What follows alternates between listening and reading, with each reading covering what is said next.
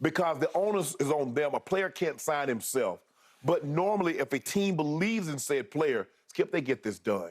You can't tell me that after year 3, he's already won an MVP, he's already won a division title, and you don't sign him. After year 4, you make him play the contract out, his rookie contract out, and place the tag on him. Yeah, it's going to be bad blood because, Skip, he's gone year 3, year 4, and now year 5, and now you put the tag on him. Yeah, he's going to be ticked off that you haven't given him long-term security, financial security.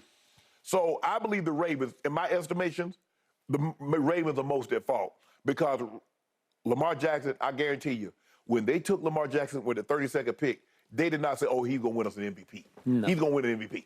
No. And who was the driving force behind picking Lamar with the 32nd pick? It was a man you know very well named Ozzie Newsome, a Hall of Fame tight end who's a Hall of Fame general manager. Correct. I believe if this had been Ozzie's call, and I don't know this for a fact, but just knowing him from a distance, I believe this deal would have been done. This had to go to the top. Oh, yeah, it had to go to with the this kind of money, absolutely. This is a Steve Bisciotti decision from day one. And if I have to blame somebody, I'm going to blame Steve Bisciotti, who in the end will get none of the blame for this because he's sort of out of harm's way because he's out of the spotlight. Right. It's too hard to say him because he's not out front. It's he's not like a Jerry Jones. Right, exactly. You could easily break what everybody knows. Jerry's the general manager. He made it clear. So it's Jerry's fault. And Jerry's easy to blame because he's just an easy target. Steve Bisciotti's not an easy target. Right. He's a respected owner. And yet you point out the legacy and tradition of this franchise that they did stonewall and play hardball with Ray Lewis and Ed Reed. Terrell Suggs. They did that because that's the way they have always done business. Yes. If push comes to shove, they will push and shove. They will shove. Yeah, they will. And they'll get away with it because they're the Baltimore Ravens. I have nothing but respect for the legacy of this team. Play like a Raven. When I see those purple uniforms, I think of class and tradition and pride and all those great things that you experienced for a relatively short time in Baltimore. But you know what it feels like. So in the end, as much as I completely blame Steve Bisciotti because he was the one who said no, no, and double no, as much as I blame him, in the end, you know and I know, Lamar's going to lose. He can't win. Fans will always side with the team. Always side with the team. Always. And unfortunately, they're thinking of the team, but they're not thinking specifically of the owner. But they're really siding with management and ownership. And you know and I know what the bottom line here is. If Lamar decides to hold out all of next year, guess what? The NFL will go on, and the ratings will set new records because they always do. The game is bigger than Lamar Jackson, unfortunately, but this is the plight in which he finds himself. Correct. This is the impasse. This is the stalemate. This is his predicament in life. And guess what? You can't win it. And he still has 2 years left on a franchise tag if he doesn't play this year. And if you sit the whole year, it's what's called it does not toll. Right, and you don't get a credited season. You go right back on another franchise tag, which is also the disrespectful non-exclusive, which means you only make, that'll go up some for the next year, a little bit, but it's 32 for this year. But Skip, you know there's really no worse affliction than having quarterback uncertainty. You can have uncertainty at a lot of different positions, but none of them have the impact like the quarterback position. Now, look, like you said, the Ravens will go on. They'll find someone to fill that position. The question is, and you said this earlier, you believe there's been too much damage between the Ravens and Lamar for him to go back. Too much has been said. Behind the scenes, what we haven't heard. His pride. He's got extreme pride. He's not your basic live and let live. He's not the kind who'll say, you know what, $44 million a year for 3 years is pretty good. I'm good. You know, let's forgive and forget. And it's not like they've done a whole lot in the offseason, Skip. I mean, Nelson Aguilar ain't moving no needle. No. And it's like, hold on, that's not the receiver we wanted you to get for Lamar Jackson. No. What is this, his fourth team? Well, yeah, Philly, I get the New Philly, the England. Raiders. He was at the wasn't he with the Raiders. I think he was with the Raiders one year. I think we're on 4 now. Yeah. Okay, well, that's not the answer. Yeah, there's like, no, we need you to find us a Devontae or a Tyreek, one of these guys, a true number one. Go get him a Stephon Diggs like Buffalo did for Josh Allen. Yeah. And yet, it's not like Baltimore has a viable plan B because I'm not sure about your plan B or C, right? No. I mean, can you get by with? No.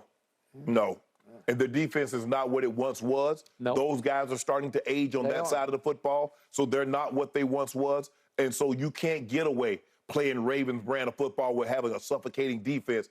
Your offense is not. The reason why you could win is because of Lamar. Because they possessed the ball so much, the defense didn't have to play many snaps, Skip, and they were fresh.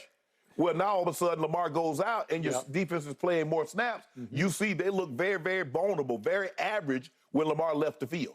Remember that Thursday night game at Tampa against Brady? Yeah. Do you remember what Lamar did? He just took the whole night over. Yeah. It was all about Lamar. You remember him at New Orleans? Do I? Yeah. Okay. But Skip, you remember him going and getting the sign after the game at Tampa? Yeah. Right? But it appears to me and to you that what we think of Lamar is not what the Baltimore Ravens think of Lamar. Well, and I'm not so sure there are a whole lot of other teams around the league that view him as favorable as you and I.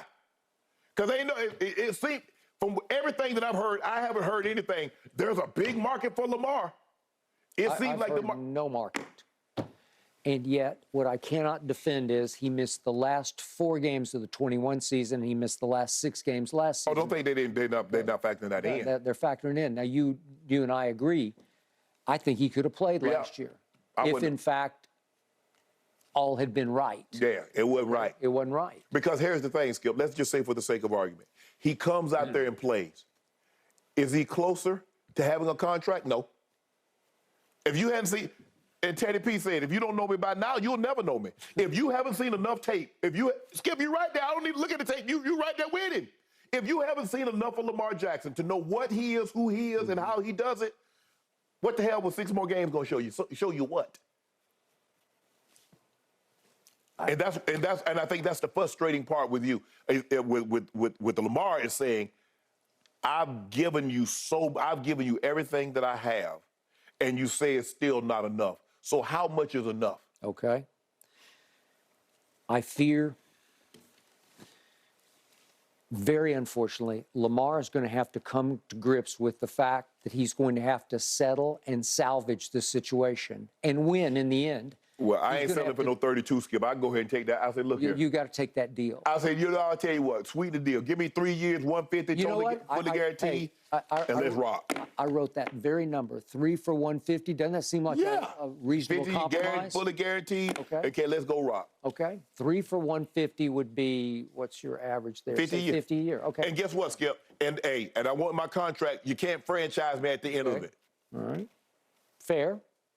Done. And then you're 26 now. You're going to play the whole season at 26. So if you give 3 years, you play at a high level, you got a shot at 29 to be a true free agent, right? Yep. Okay, that's the only way out of this that I see. But you got to swallow a bunch of pride. I ain't swallow. You give me $150 million, I ain't got no pride. Okay. Well, what pride? Okay. Well, you do have pride, but yeah, but I'm saying 100.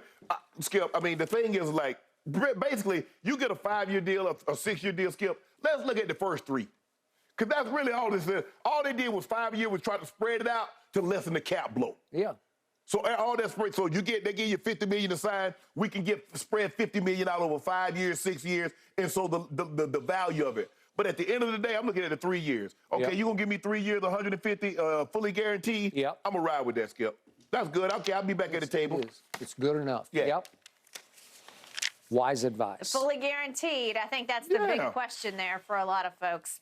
All right, gentlemen, moving on to the association. Luka Doncic, did he make the pass of the year last night?